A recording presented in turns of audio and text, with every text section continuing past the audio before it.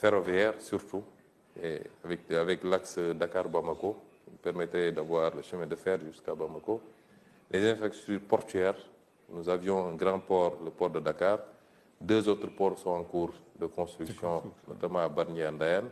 Nous avons un projet d'un 3e port carrément dans le sud, à Nikin, en eau profonde, qui nous permettrait peut-être de pouvoir l'orienter vers les pays voisins, la Guinée-Bissau, la Guinée-Conakry et au-delà, la Sierra Leone, avec lesquels nous sommes en train de travailler à avoir un cadre de gestion commune d'un certain nombre de nos ressources. Par exemple, nous avons maintenant du gaz au Sénégal.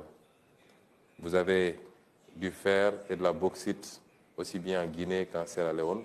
Nous pensons qu'en mutualisant, nous pouvons aujourd'hui mettre en place des infrastructures de transformation locale de ces produits au lieu de continuer à les exporter bruts. Donc, il faut des infrastructures pour gérer tout cela. Et nous y travaillons, des corridors qui nous permettent de traverser les frontières et de servir toute la zone de l'Afrique de l'Ouest. Et les infrastructures aéroportuaires également.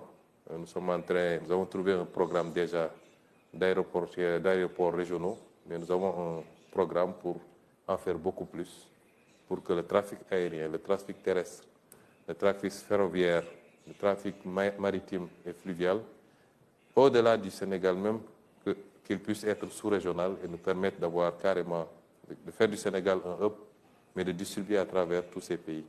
Il en est de même pour l'infrastructure numérique. Effectivement, nous pouvons dire avec beaucoup d'humilité que le Sénégal a une nette avance sur beaucoup de nos pays voisins.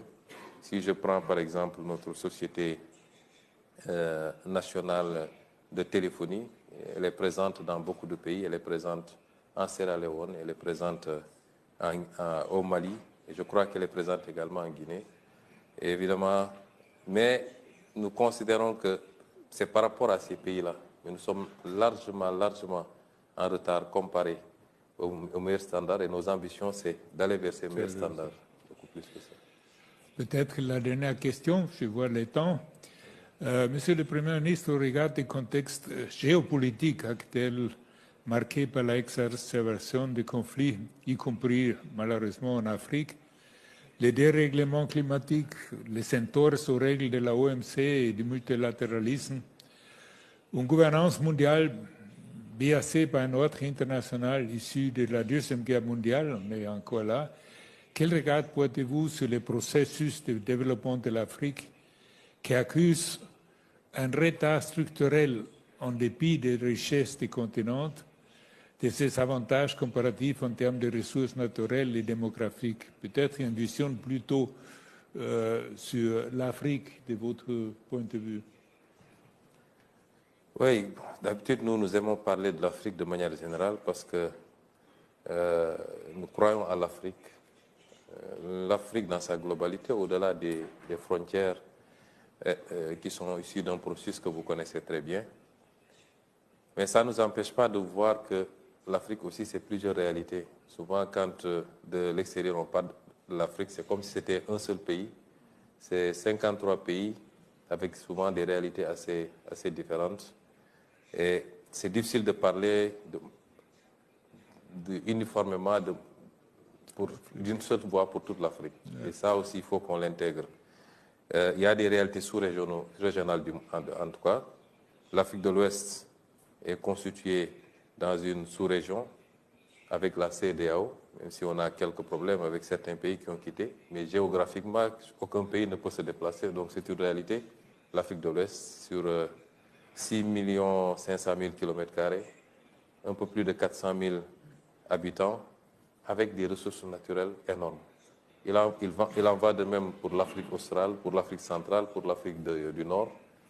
Et la théorie des cercles concentriques qui permettait de construire des modèles de développement à partir des zones, des sous-régions, et ensuite de pouvoir se retrouver les 4 ou 5 sous-régions, est la meilleure à mon avis. Pour l'Afrique de l'Ouest particulièrement, vous l'avez dit, nous sommes dans un contexte géopolitique assez particulier, avec une recomposition.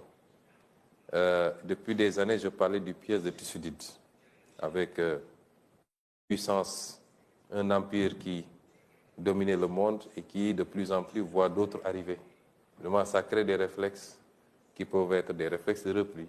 Ça peut déclencher des guerres économiques comme on en voit actuellement, avec les taxes qui sont simplement un symptôme, et ça va beaucoup plus en profondeur.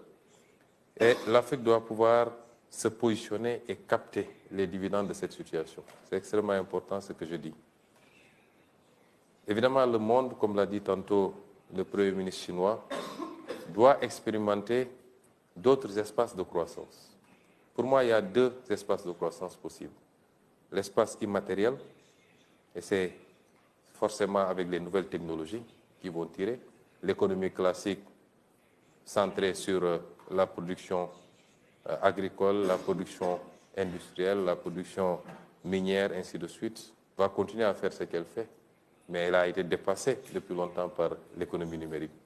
Et cette économie numérique est le premier espace dans lequel nous avons déjà une compétition assez féroce entre certaines grandes puissances. Mais il y a l'espace géographique qu'il faut rechercher. Et cet espace géographique ne peut être que l'Afrique. L'Afrique est le seul continent où tout est à construire aujourd'hui. Le seul continent où tout est à construire. Et c'est un marché important, avec une demande de plus en plus importante en produits industriels et en services sophistiqués. L'Afrique, ce sera 25% de la population mondiale en 2050. C'est un marché important.